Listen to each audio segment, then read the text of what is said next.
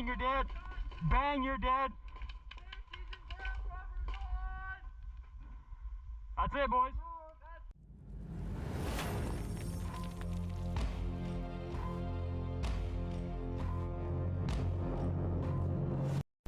Whoa, paintballers! And we're back where it all began, here at Ground Zero in Gananoque, Ontario. This is my local field.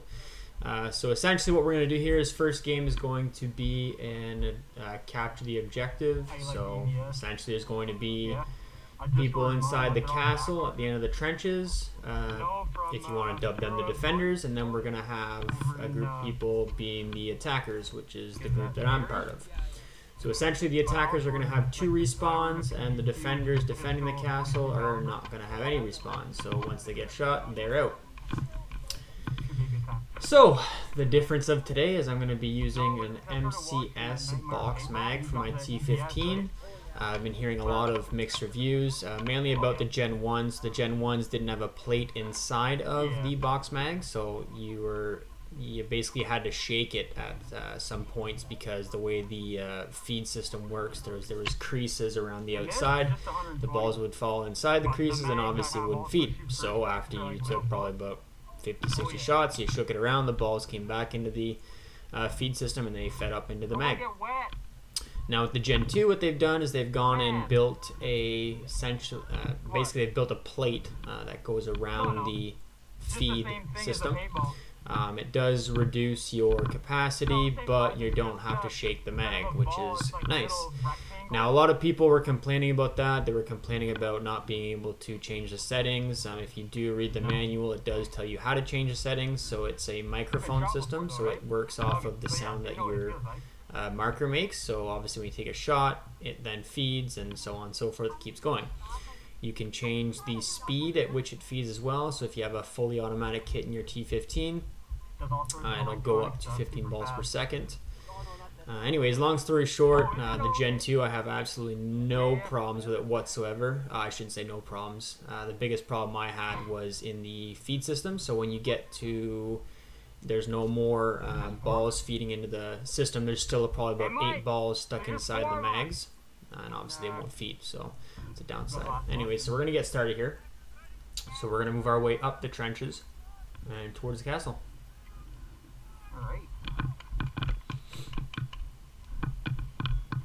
The fun thing too about this sport, if you will, is that it's not really an age requirement sport, so you don't have age groups. It's basically just anyone, so it's kind of nice to get that different feel, especially when the kids shoot you. They get all super excited because they think you're good, but you're really not. So just testing the range out there, so obviously I'm not going to reach that far.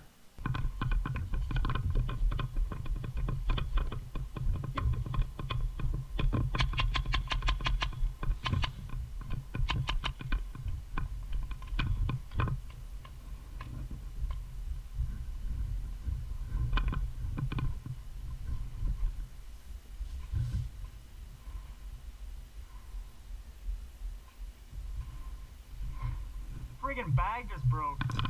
So I bought this hydration pack, which essentially has a 2-liter water pouch inside of it. So it's a bag. It's got the mole webbing, but anyways, it has a hydration pack, kind of like a Camelback for those of you that have been around since Camelback started. So the hydration pack. So as you can see there, the strap is just a little snap that snaps in. So it's kind of a poor design. Obviously, when you're running around, it tends to come off, and then your backpack falls off.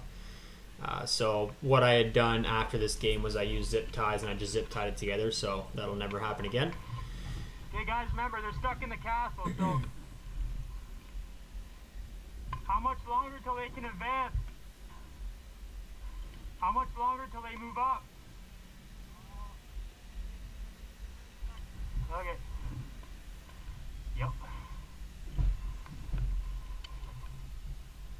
Are they still in the castle yet? Where are they? Yeah. So essentially we just have to get to the other side of this plane here.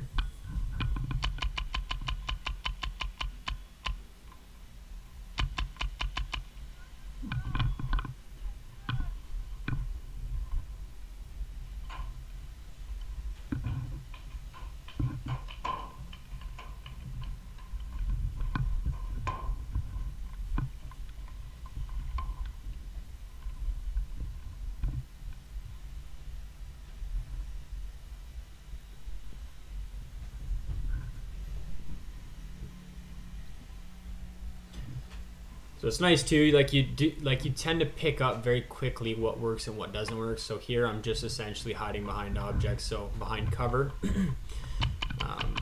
suppressing fire and then running across. Now what I'm also learning is the angles of the cover that you're on. So here, as you can see, the ball is coming through.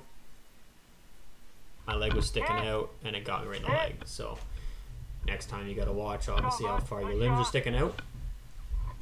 So we're gonna walk all the way back to the spawn point and start again. This time I know they can't really see behind that plane, so I'm just gonna run straight up the center.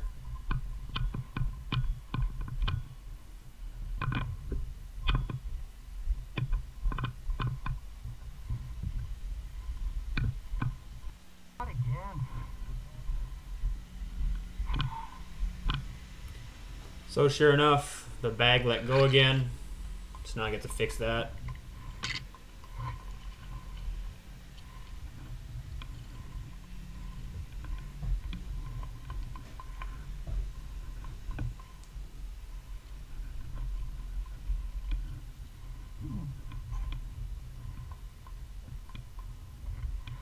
They still staying up there?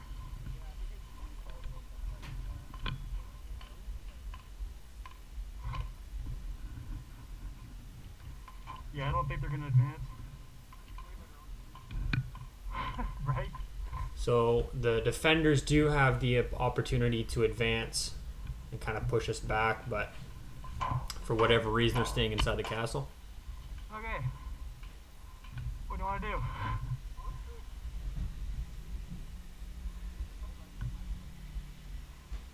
Again? Okay. Move up that way. Okay.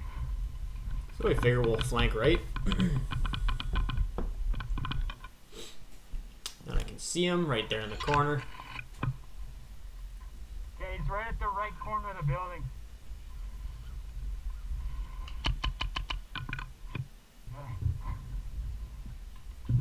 Oh, come on. Bag let go again. At this point I really don't care anymore, so I'm just gonna one strap it like the cool kids at school.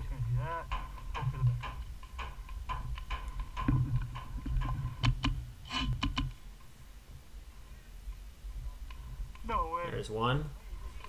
Right in the leg. Good shooting, bud. Good shooting. Just wait for him to clear out. Good shooting, bud.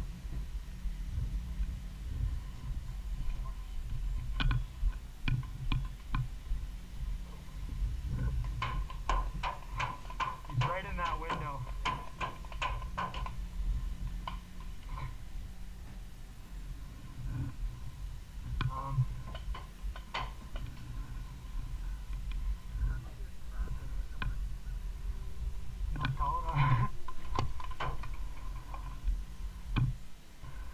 Where's everybody at? Come on. So they're all just hanging back there, trying to get them to advance here and kind of help us push up. You want to go to the other side?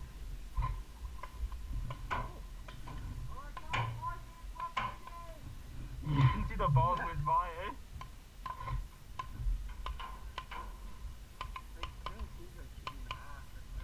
Right? Out of ammo?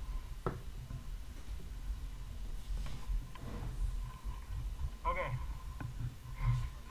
So these guys, so go from the left. So we'll try to get them to go to the left so we can go to the right. Yeah, sure. Kind of squeeze them from both sides, so we're going to suppress here.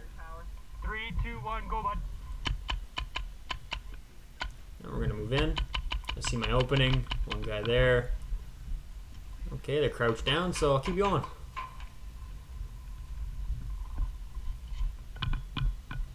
Bang, you're dead. Bang, you're dead. There you go.